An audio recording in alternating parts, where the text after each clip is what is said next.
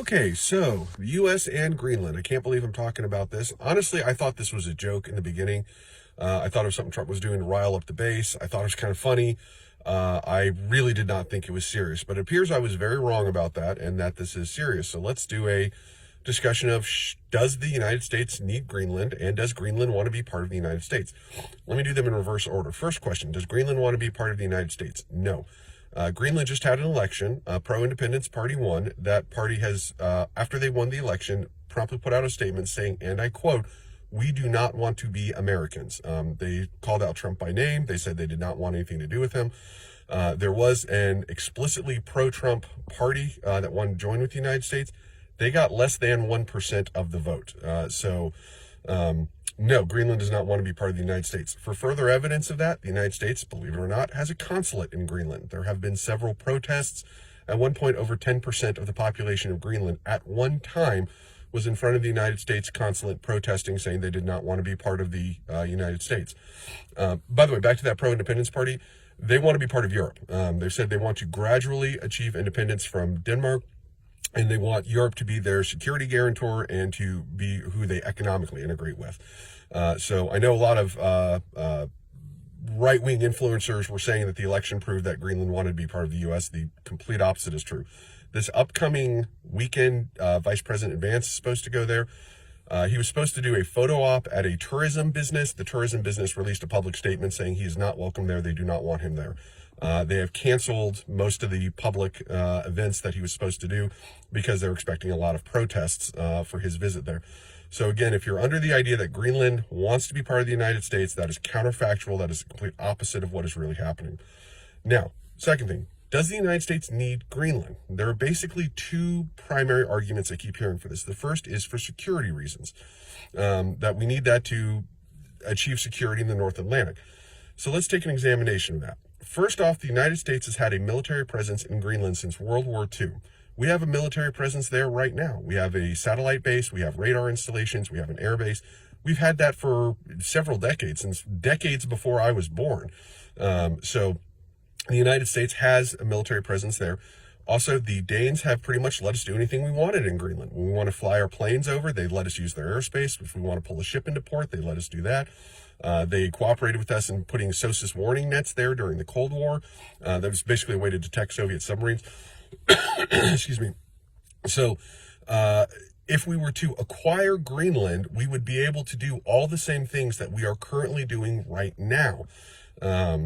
Another thing another idea of the security, why Greenland's important for security is the idea, global warming is going to open a northwest passage around Canada and allow for China to do shipping and naval activity up through the Straits of Alaska around Canada and come out down into the North Atlantic from the Arctic.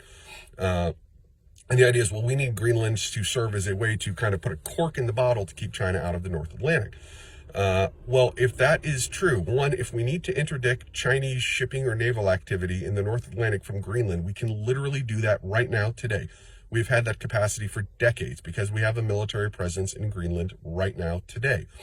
The second thing about this theory that I don't find very persuasive is the idea is that we would allow Chinese shipping and naval activity to transit around hundreds of miles of Alaskan coastline, then transit around hundreds of miles of Canadian coastline, thousands of miles total. By the way, up until 5 minutes ago, Canada let us do anything we wanted on their Arctic border. We used to have something called the dew line in the Cold War, radar stations and whatnot. I'm not sure with the current state of relations if they would, but historically, if we wanted to do something up there, they just let us. So the idea is that we would allow all this activity to pass hundreds and hundreds of miles of American coastline and hundreds of miles of Canadian coastline, and only when it got near Greenland would we move to interdict it. I just don't buy. But again, assuming I'm wrong and that's what happened, it wouldn't matter because we have the ability to launch military operations out of Greenland right now today. Okay, so next point for Greenland that I keep hearing is minerals. Greenland has a lot of mineral wealth. This is true. There's rare earths, there's oil and gas, there's all kinds of things in Greenland. Two problems. One, 80% of Greenland is under an ice sheet. It is under a glacier. So if you want to mine in Greenland, 80% of it you got to go through a glacier. Second problem is it's in freaking Greenland.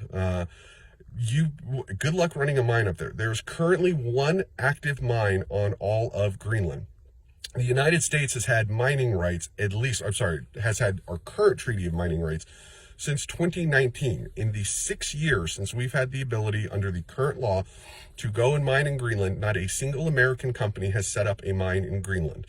China tried in the mid-2000s or mid-2010s to set up mining in Greenland. They bought a bunch of old licenses that European mining companies had that they had never used. All those licenses were revoked in the early 2020s because China never used any of them. Because even with millions of dollars of Chinese government subsidies, no Chinese mining company could figure out how to make an economically viable mine in Greenland because it's in freaking Greenland. Ask yourself this: if someone said, hey, I want you to go work your job and you have to move to Greenland, where does the bidding start for you? What is that going to cost? By the way, mining is incredibly electricity intensive.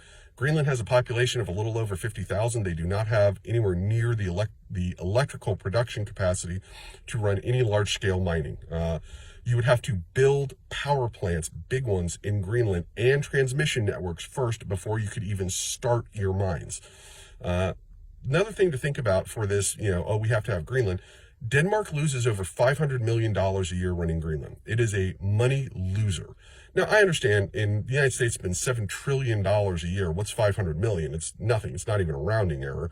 But there is a lot of obsession right now with the idea of we can't be involved in anything outside the continental United States where we lose money. This is a money loser. All we're going to do is lose money on it. There's a lot of other stuff to talk about here, and there's certainly more in-depth discussion for this, but the basic idea is that we already have a military presence. If we're going to interdict shipping in the North Atlantic, why wouldn't we just interdict it around Alaska? And lastly, we can go get all the minerals we want from Greenland right now, but we don't do it because they're in freaking Greenland. And literally nobody wants to go there. And all the infrastructure you would need to even begin building a mine doesn't exist. You would spend billions building out infrastructure just so you could start the mining process, which I don't think anybody's going to do. Okay, well, either way, that's my thoughts on Greenland. If you disagree, if you think I'm wrong, post it in the comments section. Let everyone know what your opinion is, and I hope everyone has a good day.